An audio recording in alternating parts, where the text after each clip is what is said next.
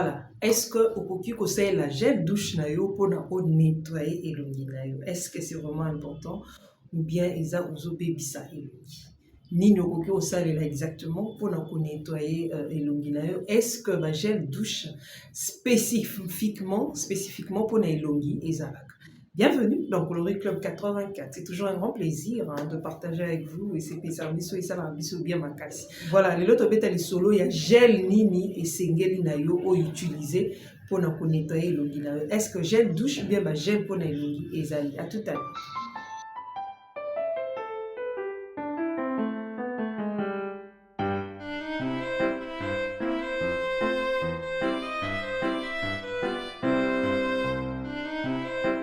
Voilà, mon bot est partout. Merci, Lissou-Sandé, Tokuta et Lelo. Il sera toujours assez bon plaisir à repartager la vidéo. En tout cas, bienvenue encore une fois de plus dans Coloris Club 84.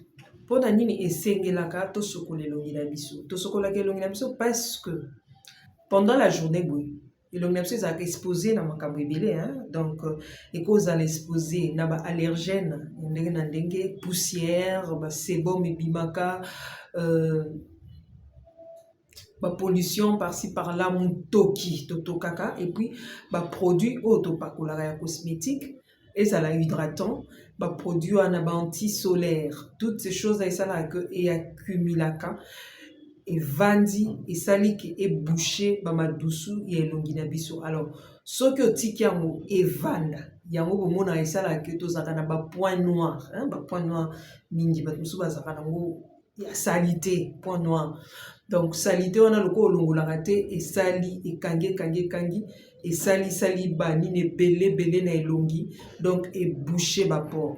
La même chose la nuit, ce qui to lali po na biso et dégageaka cellules mortes pour na faciliter renouvellement cellulaire sebum mutoki ope totoka na butu.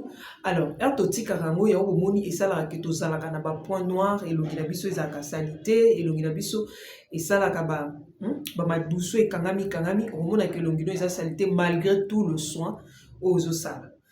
Alors qu'est-ce qu'il faudra faire? Il faut nettoyer le visage. Pour nettoyer le visage, il faut au salela gel nettoyant adapté.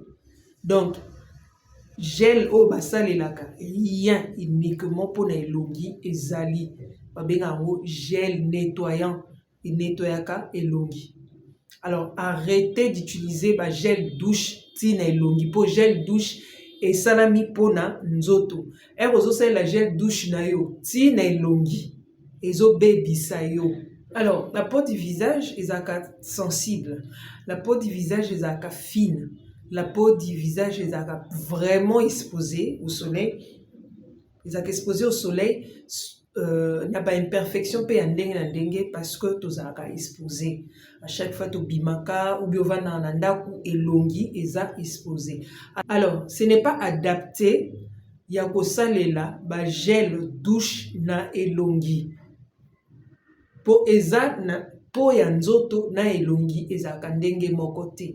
Yango bomona bato mususu ono elongi bebi nga nasalaki gel douche e kawisi nga nasalaki gel douche esalinga boye gel nettoyant ya elongi ezali, gel douche ya nzoto pe ezali. Gel douche ezalaka pona nzoto uniquement. Gel nettoyant pona elongi ezali. Alors, pona kosalela gel elongi pour nettoyer elongi à fond. On a besoin de nettoyer à fond.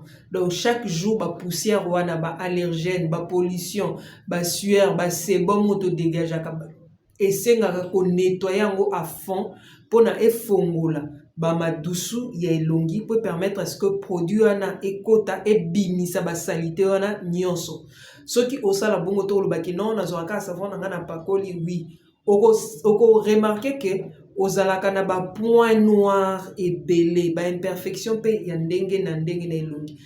Point noir ana ezaka salité. Donc salité o nyonso to lokotaka na nzela yangona olbako ko se démaquiller oui. Alors il faut nettoyer elongi. Donc nettoyant na yo eza gel nettoyant produit au kolongolo c'est la salité nyos eza gel. Gel wana ezali uniquement pour elongi. Alors, Et puis, pour son gel, il faut tenir compte, il y a type à peau na yo. C'est très important. Alors, pourquoi tu nettoyer aka? Pour nettoyer elongino, et ça pour nous permettre à ce que et protéger barrière, hein, ou créer barrière, il y a protection, il y a peau du visage na yo. Ndenge o créer aka barrière, il y a protection côté nzoto air au sokola na gel douche, bien savon et longolaka salité. La même chose avec les visages. Alors, il faut aussi mbappé et loko eza adapté na type à peau na yo bazwaka te kaka po na ozo. Il faut tenir compte. To bandi na peau mixte.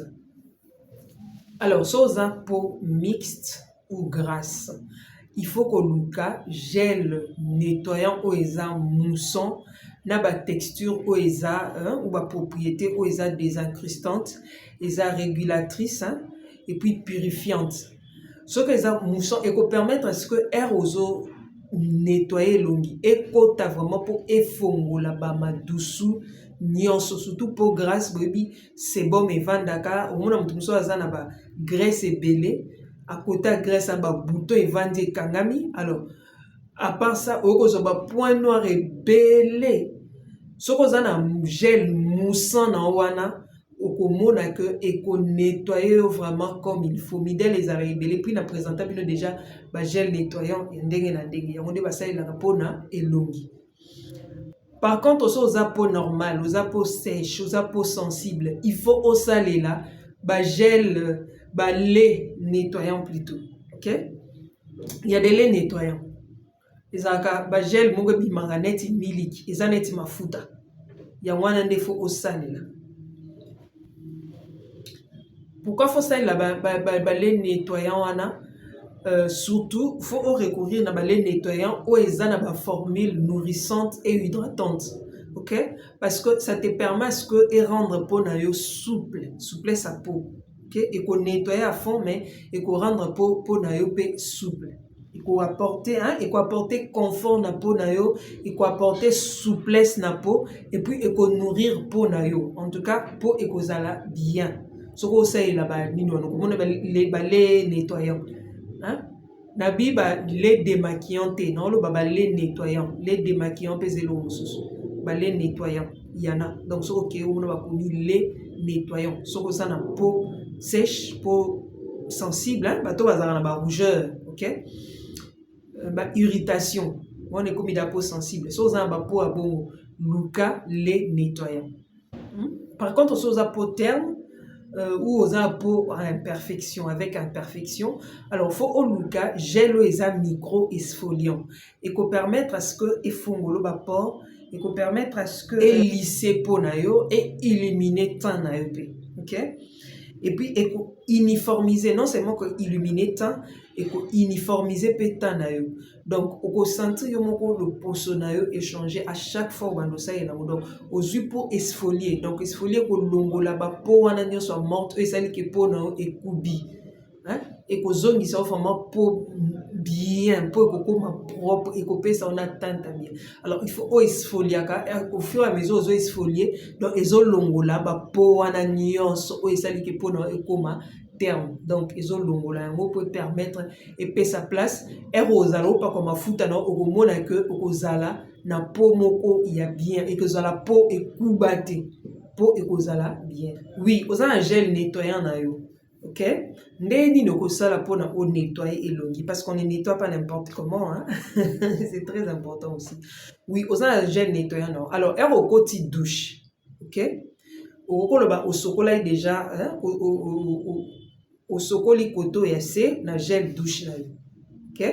En attendant un gel douche zo sala na nzoto ozui ochena no mai benga ko humidifier longi ozui o humidifier na le longi na otina kingo a ochena o mai kozwamba moko te gel ezala contact na peau na yo non cha mai oche mai okozwa ba noisette donc moi noisette en lingala bon moi eteni eteni ya gel na yo. Et cause même gel moussant, on brosse, on utilise souvent avec la brosse hein, pour nettoyer sous la peau grasse. Alors aux moi eteni ya gel na yo au déposer na elongi comme il faut ndo pakola mafuta. Alors bandi ko sala ba mouvement circulaire. En tout cas faut masser comme il faut pour produire ekota. Au masser. Soko za muto peau grasse et que zo sel là gel moussant ou bien au ezalaka brosse. En tout cas, il faut tenir compte il y a zone T, zone T out, hein? Zone T out. On qui vraiment bien. Ce qui pèse déjà la mousse directement aux yeux dépousser vraiment avec ma boko aux yeux masser calmement, calmement, de façon que produit non et quota et puis produit et sale. Alors, ce qu'on ici, en tout cas, il faut toujours rincer la main propre, eau claire. C'est mieux aussi de faire ça le soir, hein? Le soir aux ongles salité, vandi, en tout cas aux huiles gel nettoyant pour le visage au salé. Ici, il y a plusieurs modèles selon type à peau d'ailleurs. Au nettoyer, après ce aussi, il faut hydrater la peau. Pour ne bino bolinga biloko éclaircissant. Hydrate la peau. OK? Ba mususu balobako non ba salelaka ba produit éclaircissant. Ce qu'on salé net produit non éclaircissant. Juste après les soins là. Soit huile végétale dans l'accès no ba midèle ebele landi salikolo. Donc au pakol mafuta na ko soit huile na végétale au landisi et ko faciliter hydratation na nzoto malgré tes produits éclaircissants au pakol. C'est très important. Alors ça la nettoyage à fond plus les soirs. Les matins ça là non normal hein. Aux yeux c'est non normal, aux yeux ok, mais c'est le soir oh c'est le nettoyage à fond pour non la saleté ne s'accumule qui pendant la journée. Donc on nettoyer vraiment bien et qu'on permettre yo peau na yo ezala souple, peau na yo ezala na kimia, peau na yo ezala en forme, peau na yo ezala fine, peau na yo ezala bien. Donc arrêtez et resali la gel douche na longi, gel douche eza gel douche pour na nzoto et longi Izali ou il y a longi. D'ailleurs de passage il y en a à la boutique, ceux qui voyez dans la boutique vous retrouvez biloko wana nyos. Voilà, en tout cas nyos wana na ngolelo ya wana. N'oublie pas de t'abonner, de partager, de liker. À bientôt.